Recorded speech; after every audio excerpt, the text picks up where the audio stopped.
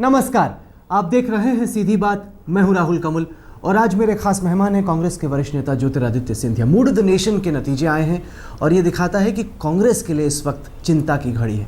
सबसे पहला आंकड़ा जो मैं आपके सामने रखना चाहता हूँ, ये कहता है कि वर्तमान में अरविंद केजरीवाल की अकेले की लोकप्रियता राहुल गांधी और सोनिया गांधी की लोकप्रियता से ज़्यादा है। अगर आप दोनों की लोकप्रियता को मिला देते हैं, अरविंद केजरीवाल 15 पे हैं, राहुल और सोनिया मिला के 12% पे। एक नेता जो कि 2 साल पहले नेता भी नहीं था, 100 साल पुरानी पार्टी से आगे निकल जाता है। क्या हो रहा है?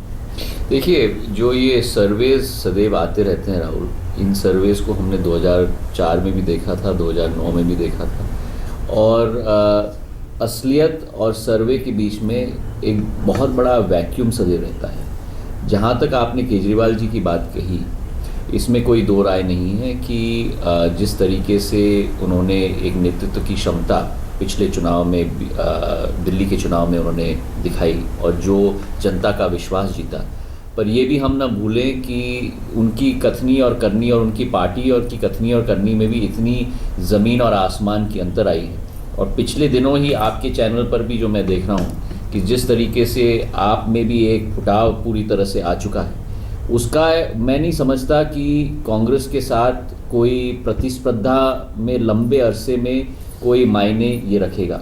पर फिर भी राजनीति में कभी भी किसी भी विरोधी को हमें अंडर एस्टिमेट नहीं करना चाहिए और पूरे मान सम्मान के साथ उस विरोधी का नहीं। चलिए, दिक्कतें वहां पर भी हैं, दिक्कतें कांग्रेस में भी हैं, लेकिन हकीकत ये है कि आंकड़े ये दिखाते हैं कि राहुल गांधी और सोनिया गांधी की मिलीजुली लोकप्रियता से ज्यादा इस वक्त देश में अरविंद केजरीवाल की लोकप्रियता है। मैं उसके साथ सहमत नहीं हूँ। कांग्रेस में मैं समझता हूँ कि जो आंकड़े या जो स्थिति 2014 के चुनाव के बाद बनी थी, उसमें और आज में काफ़ी वृद्धि आई। मैं आ रहा हूँ उस पे। हाँ, उसका भी जवाब है। ज़मीनी स्तर पर भी पूरी तरह से कांग्रेस अब ज़मीनी स्तर पे भी लग चुकी है, जिसका कई उदाहरण हमें देखने को मिल रहे हैं। 44 सीटें आई थी, अब का अनुमान है कि 48 से 58 सीटें आएंगी अगर इस वक्त चुनाव होता है। 4 सीटें पहले से बेहतर है हालत आपकी। देखिए, इसमें कोई दो राय नहीं है कि जो हमारी स्थिति थी वो उसमें हम सबको बिल्कुल एक तरीके से एक धक्का लगा था।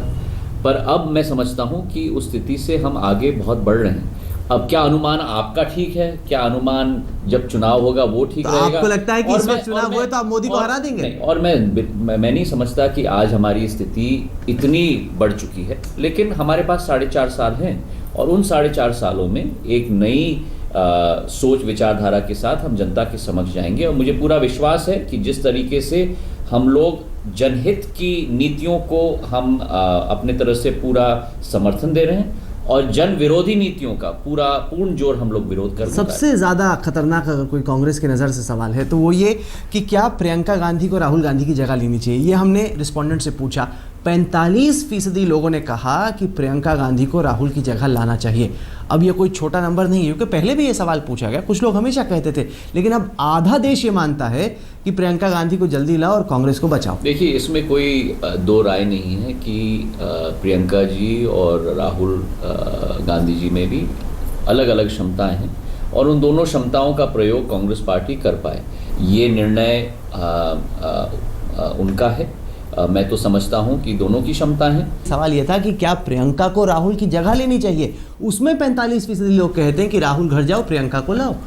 मैं समझता हूं कि राहुल जी की क्षमता अपने आप में है इस पार्टी का नेतृत्व करने का, इस देश का नेतृत्व करने का, और उन पर पूरा विश्वास हर कांग्रेसी और हर एक देश की वासी का भी है। सर, है कहाँ पे राहुल गांधी इस वक्त? हमें मालूम पड़ेगा। मैं समझता हूं कि अगले हफ्ते में वापस आएंगे और उन्होंने समय मांगा है आत्म अवलोकन करने के लिए और उसका मान सम्मान हमें करना चाहिए। आपको नहीं कभी लगता कि मैं भी इतनी लंबी छुट्टी पे चले जाऊं? अगर उन्होंने ये उचित समझा है तो उस निर्णय का मान सम्मान करना, और चंद दिनों में वैसे भी वापस आ रहे हैं। और सर, कांग्रेस में पता नहीं सवाल उठाएंगे कि नहीं। मैं आपको बता दूं कि किसी भी कॉर्पोरेट नौकरी में 1 महीने की छुट्टी पाना लगभग असंभव है और यहाँ पे तो अब लगभग 2 महीने होने को आए। ऐसे वक्त पर जब जितने भी जनरल्स हैं वो मैदान में उतरे हुए हैं, आप भूमि अधिग्रहण पर विरोध की बात करें, आपका जो कमांडर इन चीफ है वो तो मैदान पे है ही नहीं। जरूर दिशा निर्देश भी दे रहे हैं, जैसे जंतर मंतर का भी जो हमने एक विरोध जताया था। किसको उसमें- फोन किया सर? तो उसमें जबरदस्ती भी- की बात हुई कि राहुल जो- गांधी वहां से छुट्टी मनाते जो- हुए फोन करके जो बता रहे मुझे हैं। सूचना आपको मिली आपको है, फोन किया मुझे उन्होंने? फोन नहीं किया। फिर किसको किया? लेकिन एक जरूर नाम बता सूचना दीजिए मुझे- जिसको फोन किया। जरूर मुझे सूचना मिली है कि कांग्रेस कि रिमोट पार्टी कंट्रोल से के चार्टी अंदर- पहले- नहीं, रिमोट कंट्रोल नहीं, रिमोट कंट्रोल ही हुआ? विचार विमर्श होता धूप है। में धक्के आप खा रहे, रिमोट नहीं, कंट्रोल से पार्टी वो चला रहे? बिल्कुल नहीं। क्या उन्होंने भी धूप धक्का नहीं खाया था राहुल? पूरे देश का भ्रमण उन्होंने किया है, एक एक राज्य में भी गए हैं। पर सर, उनका- तो इसको हम मार्जिनलाइज ना करें। पर सर जैसे आप दिन भर धक्के खाते हैं, सचिन पायलट राजस्थान में बेचारे कितने धक्के खा रहे हैं, वैसे राहुल गांधी लगातार नहीं बाहर रहते हैं मैदान लगातार पे, बड़े दौरा इनकंसिस्टेंट पॉलिटिशियन है। क्योंकि लगातार दौरा करते हैं। आप अगर नहीं, पर यूरोप और मैं बर्मा की बात नहीं कर रहा, मैं हिंदुस्तान की बात कर रहा हूं। हिंदुस्तान की बात कर रहा हूँ। हिंदुस्तान में दौरा करते हैं, पूरे देश का भ्रमण किया है। कुछ दिन, फिर छुट्टी। अगर आप उनके साथ रहें तो फिर आपको भी आभास होगा। अमेठी और बुलंदशहर में पोस्टर लगे हुए हैं मिसिंग, कि जो ढूंढ के लाएगा राहुल गांधी को उसको पैसे भी दिए जाएंगे। देखिए, पोस्टर लगाना बहुत आसान है, पर जिस व्यक्ति ने काम किया हो उस क्षेत्र के लिए और जनता का विश्वास उस व्यक्ति के साथ रहा हो, वो अंतिम परिणाम है, और उस परिणाम को स्वीकार करना इस प्रजातंत्र में हमारा धर्म बनता है। सर एक जो बड़ा मुद्दा उठाया गया कांग्रेस पार्टी द्वारा, वो ये कि अल्पसंख्यक मोदी राज में बहुत डरे हुए हैं, भयभीत हैं मोदी सरकार से। लेकिन ये नतीजे दिखाते हैं कि लगभग हर सवाल पर कि मोदी की लोकप्रियता को कैसे आंका जाता है, इस पर जो मेजॉरिटी कम्युनिटी का व्यू है, अल्पसंख्यकों का भी लगभग वही व्यू है, बहुत मामूली सा फर्क है। तो ऐसे में ये जो आप लोग एजेंडा चला रहे हैं, सवाल खड़ा कर रहे हैं कि क्या माइनॉरिटीज़ डरी हुई हैं, India today mood off the nation तो दिखाता है कि ऐसा नहीं है। देखिए, मैं समझता हूँ कि अल्पसंख्यक नहीं, मैं एक हिंदू हूँ और मुझे गर्व है कि मैं हिंदू हूँ। पर आज जो एक वातावरण इस 11 महीनों में निर्मित की गई है सरकार के द्वारा, उसके आधार पर इस राष्ट्र के नागरिक होने के नाते मुझे भी चिंता है। अंत में हमारा एक धर्मनिरपेक्ष देश है, एक सांप्रदायिक सद्भाव का देश है, और अगर उस पर कोई भी कलंक लगाए, चाहे वो घर वापसी का मुद्दा हो, चाहे वो चर्चेस का मुद्दा हो, चाहे वो मस्जिद का मुद्दा हो, मंदिर का मुद्दा हो, तो आर्थिक विकास और प्रगति उस वातावरण में नहीं हो पाएगी। तो मैं समझता हूं कि इस देश का हर एक नागरिक आज चिंतित है। लेकिन जनता ये कह रही है कि जो मोदी, मैं इस सर्वे के साथ सहमत नहीं हूं। अगर आप आम तौर पर आम जनता से आप पूछ लो कि जो अच्छे दिन की वायदे किए गए थे, क्या घर वापसी अच्छे दिन की वायदे थे? क्या जमीन वापसी न हो ये अच्छे दिन की वायदे? पर सर्वे कहता है कि उन चीजों से लोग नाखुश हैं। चाहे पाकिस्तान और चीन के साथ जो कहा गया था 56 इंच की छाती है, और उसके बाद जिस दिन शहीद दिवस हो उस दिन हमारे देश के मंत्री जाकर उनके साथ हाथ मिलाएं, क्या ये अच्छे दिन की अच्छा, बात मोदी है? सरकार ये तो कहती हर है कि विषय हमने पर आप गिरिराज अगर सिंह देखो, को, चाहे आप देखो किसानों की बात, अब 2 मिनट आप मुझे दे दो, किसानों की बात आप देख लो, समर्थन मूल्य में वृद्धि नहीं, जिन राज्यों में बोनस दी जाती थी वहां ऑर्डर निकला है, बिल्कुल ऑटोक्रेटिक ऑर्डर, कि जिन राज्यों में बोनस दिया जाएगा उन राज्यों से समर्थन मूल्य पर एफसीआई की खरीदारी बंद की जाएगी, तो उन राज्यों में बोनस वितरण समाप्त। यूरिया खाद के मामले पे किसान को खाद तो नहीं मिला पर लाठियां मिली, और उसके ऊपर सब कुछ। और अब आप किसान की जमीन ले रहे हो, क्यों? क्योंकि आप मन की बात पे क्या कह रहे हो? आप कह रहे हो कि मैं कारखाने वहां लगवाऊंगा, कारखाने के मालिक होंगे कॉर्पोरेट, और राहुल कंवल जी आपकी जमीन हम लेंगे और आपके बच्चों को नौकरी दी जाएगी। तो अच्छी बात है, इसमें बुरी की बात क्या है कि नौकरी मिलेगी बच्चों को? तो सुन लीजिए ना, तो किसान की एक अमानत आप उससे ले रहे हो उसकी सहमति के बिना, और उनके बच्चों को नौकर बना रहे हो। नौकर सर, कॉर्पोरेट में कोई काम करता है तो नौकर बन जाता है। और नहीं तो अरे क्या? एम्प्लॉय है, पैसे बनेंगे। पोल ये कहते हैं सर, वर्तमान में वो जमीन उस किसान की है, वो उसकी अमानत है।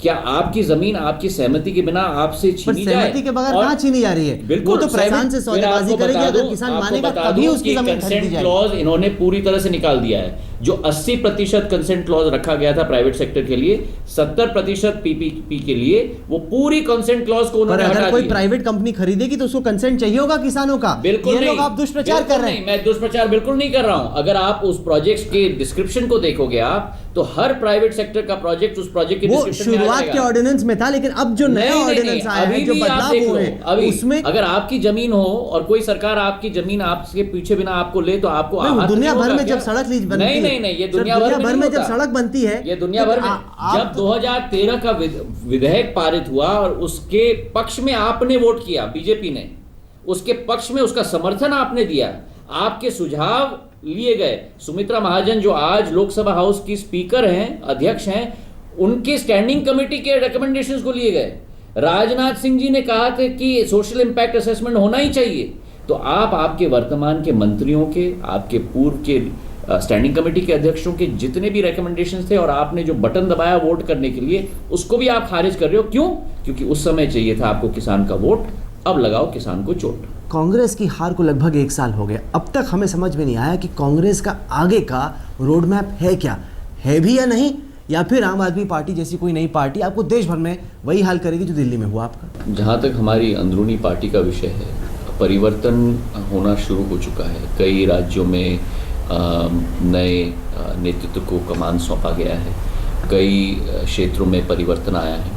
लेकिन ज़रूर मैं आपसे इस बात पर सहमत हूँ राहुल कि अब 1 साल बीत चुका है, आत्ममंथन बहुत ज़रूरी है। जब हम सोनिया गांधी को देखते हैं, अभी हाल के दिनों में लैंड एक्विजिशन पर उन्होंने मोर्चा संभाला, उन्होंने तो पार्टी को एकदम रैली कर दिया कि लोग खड़े हो गए उनके इर्द गिर्द। राहुल गांधी कुछ हद तक उस तरह से विश्वास नहीं बना पाते हैं लोगों में, ऐसा क्यों होता है? मैं आपके साथ सहमत नहीं हूँ। राहुल जी के नेतृत्व में भी बहुत सारे राज्यों में हमने चुनाव जीते हैं, चुनाव हम जीतते भी हैं, चुनाव हम हारते भी हैं।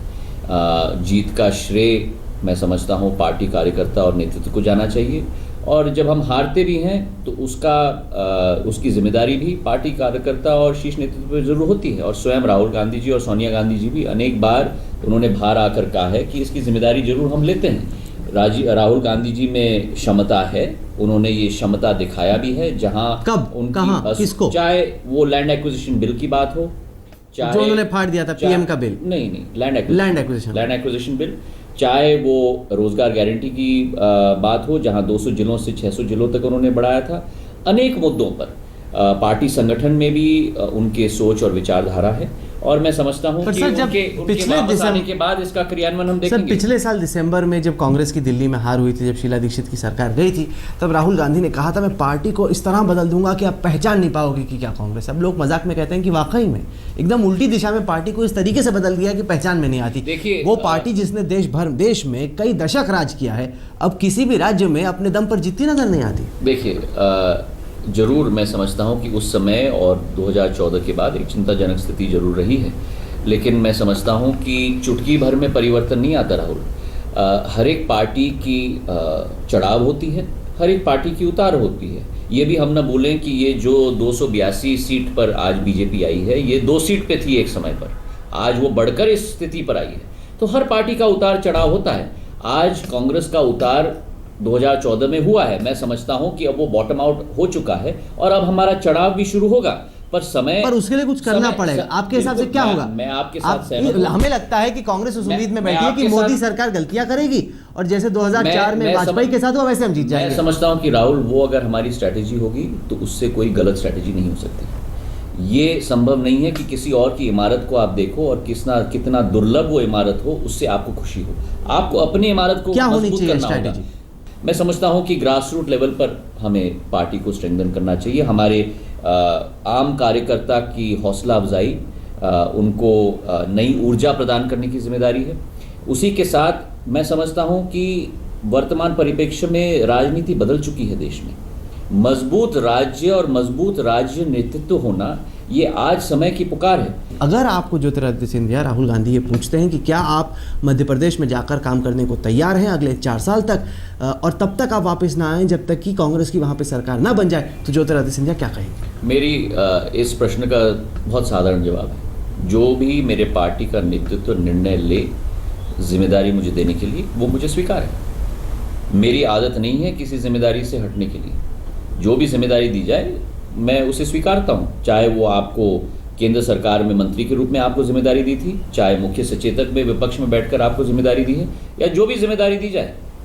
जिंदगी में मैं समझता हूँ कि मेरे पूज्य पिताजी का एक मूल मंत्र था और मेरा भी मूल मंत्र है, आशा अभिलाषा साइड में रखो। आप जो जिम्मेदारी आपको दी जाए उसे आप निभाओ। कहा यह जा रहा है कि अगले हफ्ते हो सकता है कि राहुल गांधी आखिरकार लौट आएं। कम से कम जब आपको मिलेगा मौका उनसे बात करने का, आप ये कहेंगे कि कुछ महीने तो अब दिल्ली में डट के रहिए, देश भर में घूमिए और छुट्टी पे फिर से ना जाइए। मुझे पूरा विश्वास है कि वे जब वापस आएंगे तो पूरी तरह से एक नई सोच विचारधारा के साथ कांग्रेस की भविष्य का नवनिर्माण का नकशा। कहीं ऐसा तो नहीं कि वो ये सोच के आए कि नहीं मेरा राजनीति में मन ही नहीं है? मुझे ये भी तो हो सकता है मुझे कि चिंतन से क्या निकले, आप क्या जाने। मुझे उसकी 1% भी चिंता नहीं है। जितना मैं कम जानता हूँ, लेकिन जितना मैं जानता हूँ उनको, उनका जो एक दृढ़ इच्छा शक्ति है, उनका एक संकल्प है इस देश के विकास और प्रगति और इस देश में गरीबों के उत्थान के लिए, मुझे पूरा विश्वास है कि वे एक नई सोच और विचारधारा। पर कहीं ना कहीं दिक्कत ये रहती है कि सोनिया गांधी जिस तरह से पार्टी चलाती हैं, राहुल उसको बदलना चाहते हैं। मैंने कमलनाथ का इंटरव्यू किया, उन्होंने कहा कि इस वक्त दो पार्टियों के बीच कांग्रेस गिर रही है। जब मैं सोनिया के पास जाता हूँ वो कहती हैं कि राहुल के पास जाओ, वो पार्टी चला रहे हैं। जब मैं राहुल के पास जाता हूँ वो कहते हैं कि कांग्रेस अध्यक्षा ये फैसला लेंगे। क्या आपको लगता है कि सोनिया गांधी को थोड़ा बैकग्राउंड में जाने की जरूरत है? देखिए, मैं समझता हूँ कि सोनिया जी इस पार्टी के अध्यक्ष हैं। उन्होंने 2004 और 2009 में जिस फुर्ती के साथ इस पार्टी को सरकार में लाया और जो विश्वास देश की जनता उनके प्रति है, और उसी के साथ राहुल जी इस पार्टी के उपाध्यक्ष हैं, और जिस फुर्ती के साथ वे कार्य करते हैं, उनकी जो नई सोच और विचारधारा है और देश की युवा पीढ़ी उनके साथ जुड़ी है, ये दोनों कांग्रेस पार्टी के लिए मैं समझता हूं कि एक एडवांटेजेस पोजीशन में लाने तो आप कमलनाथ की राय से आप फर्क, आपकी राय जुदा है? मैं आपको नहीं लगता कि एक कमांडर होना चाहिए? दो कमांडर हो तो सेना कंफ्यूज हो जाती है। मेरे लिए मेरी सोच विचारधारा बहुत स्पष्ट है। सोनिया गांधी मेरी पार्टी के अध्यक्ष हैं, राहुल जी मेरे उपाध्यक्ष हैं, और दोनों के नेतृत्व। क्या राहुल गांधी को जब भी आपकी मीटिंग होती है अगली, कांग्रेस पार्टी का अध्यक्ष बनना चाहिए? ये निर्णय पार्टी के ऊपर है और उन पर है। इस पर कोई टिप्पणी मैं करूं, मैं उचित नहीं समझता। चलिए, आपने हमें वक्त दिया, इसके लिए आपका बहुत बहुत शुक्रिया। तो ये थे ज्योतिरादित्य सिंधिया। सीधी बात में फिलहाल इतना ही। देश और दुनिया की बाकी खबरों के लिए आप देखते रहिए आज तक।